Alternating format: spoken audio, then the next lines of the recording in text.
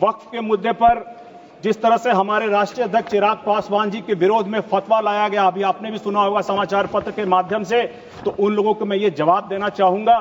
कि आप लोगों को उस पुत्र से शिकायत है जिसके पिता ने मुस्लिम मुख्यमंत्री बिहार में बनाने के लिए अपनी पार्टी के अस्तित्व को खतरे में डाल दिया था। लेकिन आज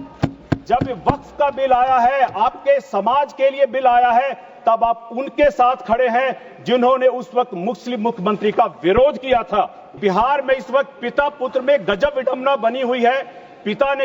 इसी लोकसभा के सदन में कहा था 2010 में कि हमें भी पता है कि पटना में कितनी सारी संपत्तियां वक्फ के पास हैं, लेकिन पुत्र कह रहा है कि हम वक्फ का बिल आने नहीं देंगे, इसको बिहार में हम लागू नहीं होने देंगे और मुख्यमंत्री बनने का सपना पाले हुए हैं। माननीय सदस्य श्री अरुण भारती जी। वक्फ संशोधन विधेयक 2025 पर हमारी पार्टी लोक जनशक्ति पार्टी रामविलास का पक्ष रखने देने के लिए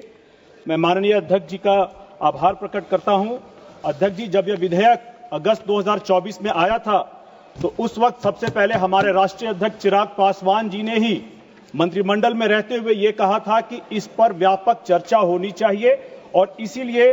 इस बिल को किसी समिति को भेजा जाए ताकि इस पे सभी प्रभावित पक्षों के राय को विचार को जाना जाए। इस विधेयक का मूल उद्देश्य वक्फ संपत्तियों के प्रबंधन में पारदर्शिता, उत्तरदायित्व और न्याय संगत व्यवस्था को स्थापित करना है। और आपने देखा होगा अध्यक्ष महोदय कि वक्फ करने की जो 3 कंडीशंस हैं उसमें रिलीजियस और पायस, परमानेंट डेडिकेशन और लेजिटिमेट ओनरशिप होना जरूरी है। लेकिन जब वक्फ पे विपक्ष की तरफ से विरोध किया जाता है तो सिर्फ धार्मिक पक्ष को लेकर के ही विरोध किया जाता है। धार्मिक पक्ष के अलावा भी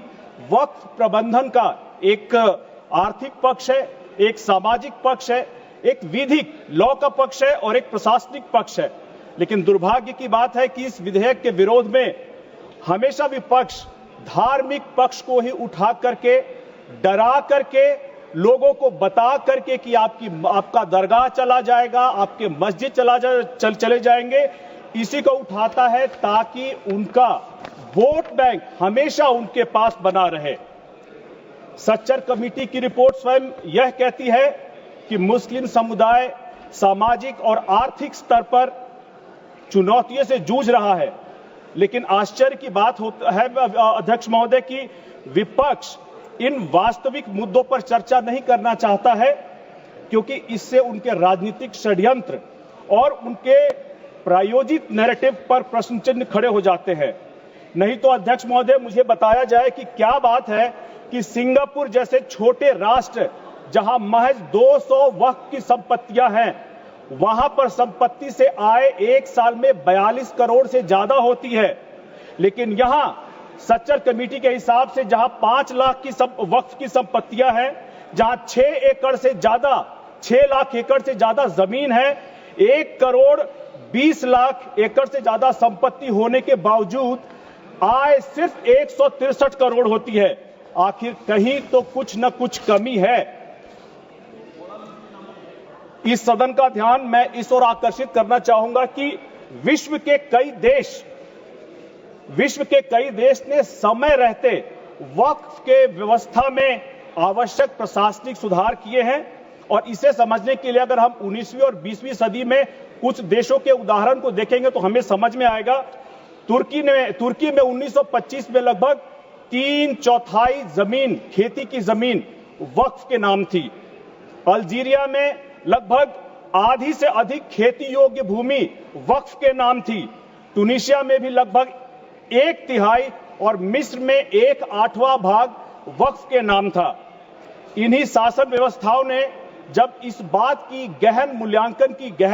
इसके बारे में छानबीन की, तो उनको पता चला कि ये अचल संपत्तियां ऐसी प्रकृति की बन चुकी हैं जहां से किसी भी प्रकार की सामाजिक और आर्थिक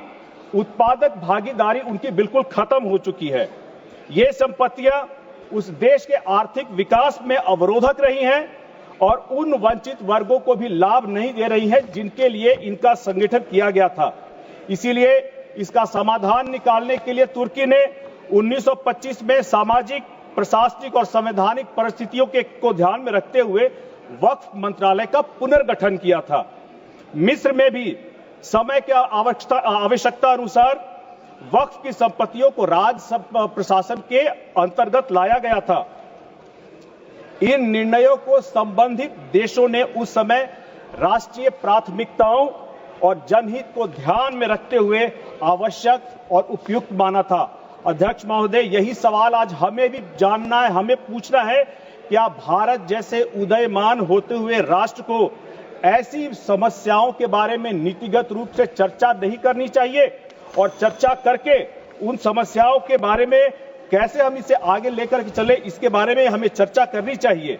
मैं ये नहीं कह रहा कि उन मुस्लिम देशों की तरह हमें कोई कठोर या क्रांतिकारी कदम उठाना चाहिए, लेकिन ईमानदार प्रयास हमारी तरफ से बहुत जरूरी है ताकि मुस्लिम समाज में जिसको हमारे अध्यक्ष चिराग पासवान जी आगे लेकर के चलना चाहते हैं, मुख्य धारा में जोड़ना चाहते हैं, चाहे वो दलित मुसलमान हो, चाहे अंसारी मुसलमान हो, राई मुसलमान हो, जुलाहा या पसमानदा मुसलमान हो,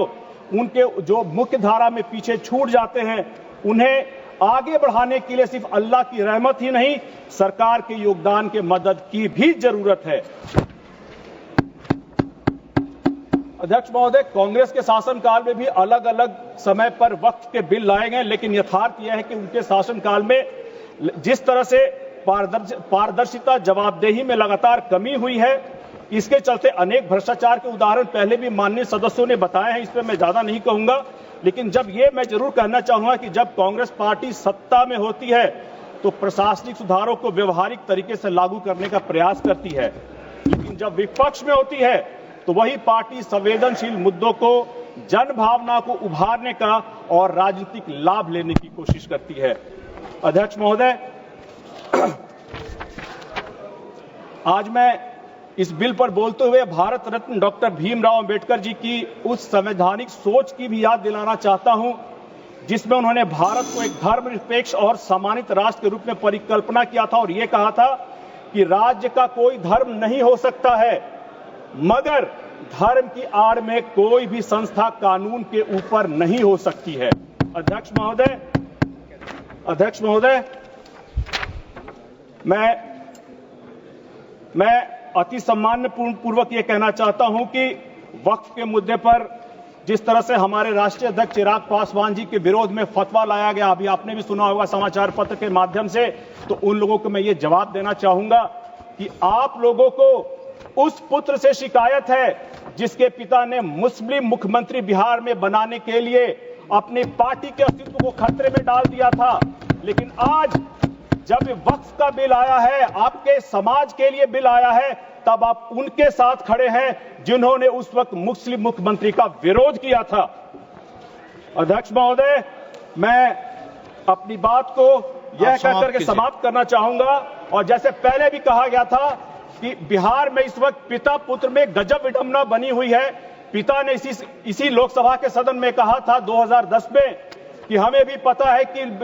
पटना में कितनी सारी संपत्तियां वक्फ के पास हैं, लेकिन पुत्र कह रहा है कि हम वक्फ का बिल आने नहीं देंगे, इसको बिहार में हम लागू नहीं होने देंगे, और मुख्यमंत्री बनने का सपना पाले हुए हैं। धन्यवाद जी, धन्यवाद। अंत में अध्यक्ष महोदय, मैं ये बताना चाहूंगा कि यह बिल किसी धर्म और धार्मिक समुदाय के विरुद्ध नहीं है, उसमें संपत्तियों के प्रबंधन के लिए है, समाज सेवा के लिए है, परोपकार के लिए है, जन कल्याण के लिए है। और मैं इस सम्मानीय सदन में विनम्रतापूर्वक इस विधायक के समर्थन में अपनी पार्टी लोक जनशक्ति पार्टी रामविलास की तरफ से समर्थन करके इस सदन में व्यक्त करता हूं कि राष्ट्रहित, समाज हित और धर्म की वास्तविक गरिमा की रक्षा के लिए अपनी भागीदारी अपनी पार्टी की तरफ से सुरक्षित करता हूं। धन्यवाद अध्यक्ष महोदय। धन्यवाद।